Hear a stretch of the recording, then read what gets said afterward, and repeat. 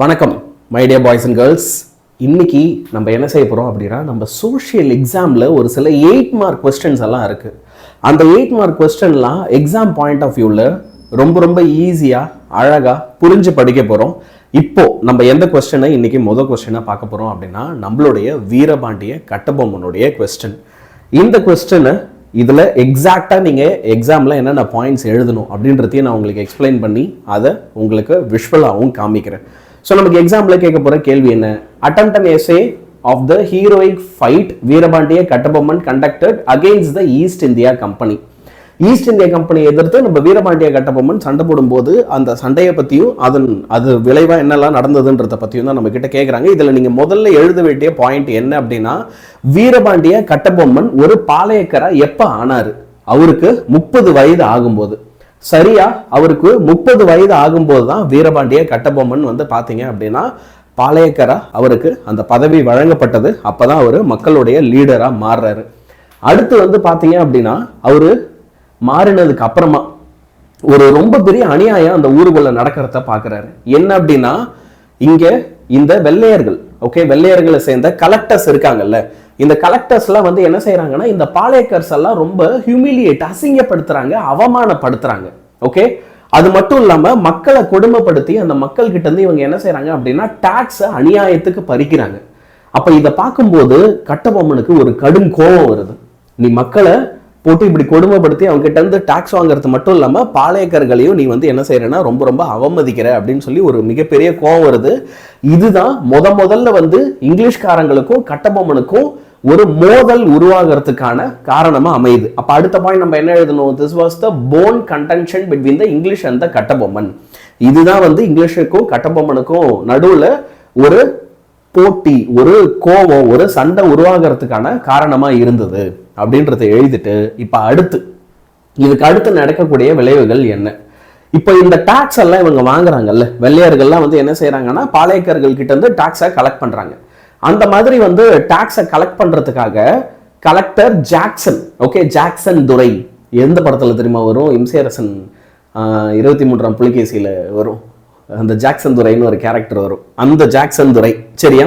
அவர் என்ன செய்யறாரு அப்படின்னா, கட்டபொம்மனை நீ ராமநாதபுரத்துக்கு வா, அங்க என்கிட்ட நீ டாக்ஸ் எல்லாத்தையும் என்கிட்ட கொடுத்துட்டு போ அப்படின்னு சொல்லி ஜாக்சன் துரை கட்டபொம்மனை ராமநாதபுரத்துக்கு வர சொல்றாரு. கட்டபொம்மனும் டாக்ஸ் எல்லாம் கொடுக்கறதுக்கு ராமநாதபுரத்துக்கு போறாரு.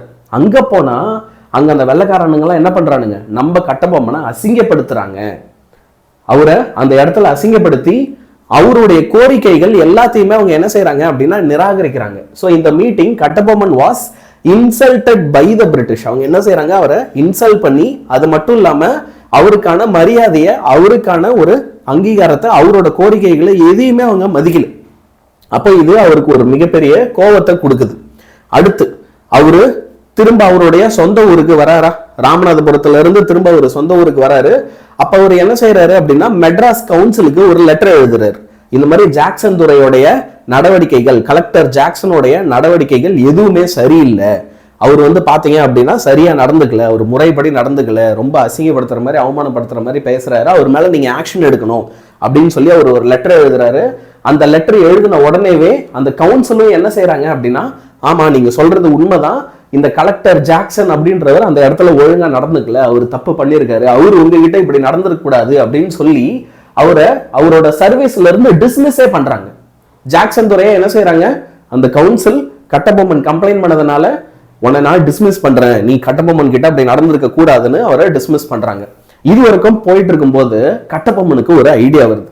இந்த வெள்ளைக்காரங்களுக்கு நம்ம எத்தனை வருஷத்துக்கு தான் இப்படி கப்பம், வரி, கிஸ்தி, அதாவது டாக்ஸ் இதெல்லாம் கட்டிட்டே இருக்கிறது.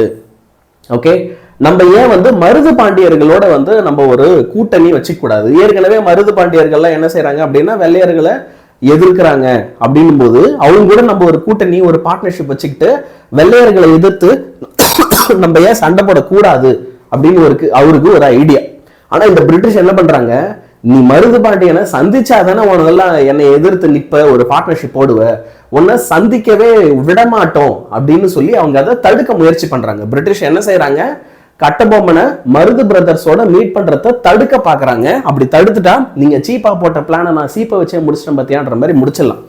கட்டபொம்மன் வந்து என்ன செய்யறாரு, இது மட்டும் இல்லாம மருதுபாண்டியர்கள் கூட்டணி மட்டும் இல்லாம சிவகிரியில வந்து பாளையக்காரர்கள் இருக்காங்க. சரியா? இப்ப நம்ம கட்டபொம்மன் எப்படி ஒரு பாளையக்காரரோ அதே மாதிரி இவங்களும் பாளையக்காரர்கள், சின்ன சின்ன குறுநில மன்னர்கள். அப்போ சிவகிரியில இருக்கிறவங்களையும் போய் வந்து இன்ஃப்ளூயன்ஸ் பண்ணி வாங்க என் கூட ஜாயின் பண்ணுங்க அப்படின்றாங்க.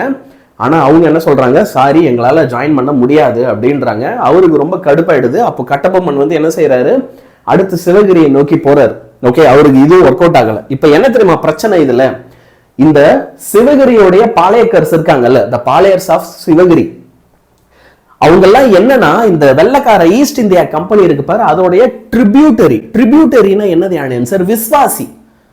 இந்த சிவகிரியோடைய பாளையக்கர்கள் எல்லாருமே யாரு, வெள்ளக்காரனுடைய விஸ்வாசி. இது தெரியாம கட்டபொம்மன் போய் என்ன பண்ணிட்டாரு, அவங்க கிட்ட பேசிட்டார். ஓகே, அப்போ விஷயம் கம்பெனிக்கு தெரிஞ்சு போச்சு, ஈஸ்ட் இந்தியா கம்பெனிக்கு. எனக்கே தெரியாம எனக்கு எதிராக ஆள் பலத்தை திரட்டி என்ன சண்டை போட பாக்குறியா அப்படின்னு சொல்லி இந்த கம்பெனிக்கு வந்து இது ஒரு ரொம்ப பெரிய கடுப்பா மாறிடுச்சு. என்னோட அத்தாரிட்டியை நீ எதிர்க்கிறியா, என்னையே நீ எதிர்த்து நிக்கணும் அப்படின்னு நினைக்கிறியா? So the company considered it as a challenge to their authority. அவங்க அத்தாரிட்டியை அவங்க எதிர்க்கிறதா நினைச்சாங்க.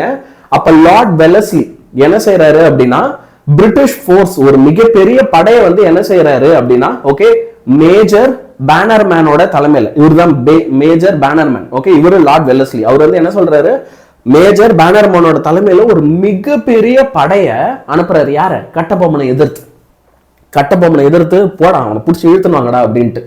அப்போ செப்டம்பர் 1 1799 அன்னைக்கு இவங்க என்ன செய்யறாங்க அப்படின்னா, கட்டபொம்மன் கிட்ட போயிட்டு நீ சரண்டர் ஆகி தான் ஆகணும், வேற வழி கிடையாது, நீ எங்க கிட்ட சரண்டர் ஆகலன்னா உன்னைய கொன்னுடுவோம் அப்படின்னு சொல்லி மிரட்டுறாங்க.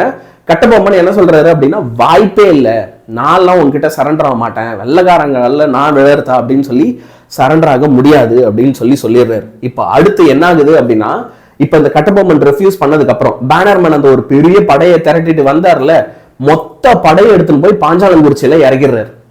கட்டபொம்மனை அழிக்கிறதுக்கு, கட்டபொம்மனை ஓகே அரெஸ்ட் பண்றதுக்கு இவங்க என்ன செய்யறாங்க, மொத்த படையை எடுத்துட்டு போய் எங்க, பாஞ்சாலங்குறிச்சியில இறக்கி அவரை எதிர்த்து சண்டை போடுறதுக்கு வராங்க. கட்டபொம்மன் ஆனா வந்து பாத்தீங்கன்னா இந்த படையில போய் நம்ம சண்டை போட்டா இவ்வளவு பெரிய மிலிட்டரி ஃபோர்ஸ் தோத்துருவோம் அப்படின்றதுனால அவர் புதுக்கோட்டைக்கு தப்பிச்சு போயிடுறாரு. ஏன்னா அவர் உயிரோட இருக்கிறது அப்படின்றது ரொம்ப முக்கியம். வெள்ளக்காரன் துப்பாக்கி பீரங்கி எல்லாம் வச்சிருப்பான், நம்ம ஆளுங்க கத்தி அம்பு தான் வச்சிருப்பாங்க, எப்படி அவங்க கூட போய் நம்ம ஜெயிக்க முடியும்? அப்ப அதனால கட்டபொம்மன் என்ன செய்யறாரு, நம்ம புதுக்கோட்டைக்கு தப்பிச்சு போயிடுவோம் அப்படின்னு சொல்லி ஒரு சின்ன படையோட ஒரு புதுக்கோட்டைக்கு தப்பிச்சு போயிடுறாரு. ஆனா அப்படி தப்பிச்சு போனதுக்கு அப்புறமும் கூட அவரு மாட்டிக்கிறாரு. ஒரு கடைசியில என்னானாலும் சரி கட்டபொம்மன் கைது செய்யப்படுறாரு. கைது செய்யப்பட்டு அவருக்கு வந்து பாத்தீங்கன்னா ஒரு ட்ரையல் கண்டக்ட் பண்றாங்க. கோர்ட்ல நம்ம எப்படி தீர்ப்பு சொல்லுவோம் அந்த மாதிரி ஒரு ட்ரையல் கண்டக்ட் பண்ணி அவரை வந்து 16 அக்டோபர் 1799 அன்னைக்கு வந்து கயாதாரில் என்ன செய்யறாங்க அப்படின்னா தூக்கிலிடுறாங்க. ஆனா அப்படி தூக்கிலிடும்போது கூட அவர் எந்த பயமும் இல்லாம நெஞ்ச நிமித்தி இந்தியாவுக்காக போராடி அவரோட உயிரை வந்து அந்த இடத்துல என்ன செஞ்சாரு அப்படின்னா விட்டார். ஸோ இதுதான் கட்டபொம்மனுடைய கதை. இப்ப இந்த கதையில நான் உங்களுக்கு ஒவ்வொரு பாயிண்ட் ஒரு 15 பாயிண்ட் மேல கொடுத்துருப்பேன். இந்த 15 பாயிண்ட் நான் உங்களுக்கு பிடிஎஃப் ஆகும் தரேன். இதை மட்டும் நீ பரீட்சையில எழுதுனா போதும். இந்த 15ல ஏதாவது 10 எழுது இன்ஃபேக்ட் போதும். சரியா?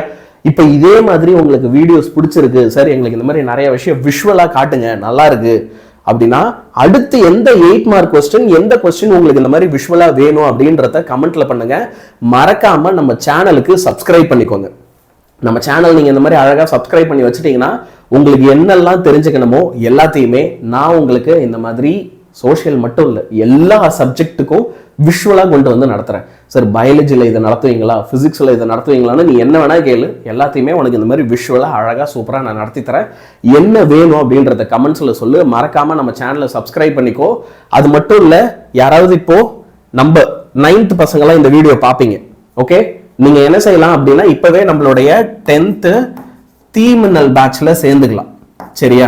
நம்ம டெய்லி தீமின்னல் பேட்ச்ல கிளாஸ் எடுக்கிறோம். எல்லா கிளாஸுமே தீமின்னல்ல இப்படிதான் இருக்கும், விஷுவல் ஸ்டோரி டெல்லிங்கா தான் இருக்கும். ஸோ இந்த தீமின்னல் பேட்ச்ல உங்களுக்கு 1 இயருக்கு இப்பவே ஜாயின் பண்ணிக்கலாம். 1 இயருக்கு 1999 தான் ஃபீஸ். 1999 1 இயர் உங்களுக்கு ஃபீஸ் இருக்கும். அதுல ஜாயின் பண்ணோம் அப்படின்னா டிஸ்கிரிப்ஷன்ல லிங்க் இருக்கு. ஜாயின் பண்ணிக்கிட்டேன்னா இப்ப இருந்தே என் கூட இந்த மாதிரி கிளாஸஸ்லாம் சூப்பரா படிக்கலாம். சரியா? வருகிறோம். பாய் பாய்.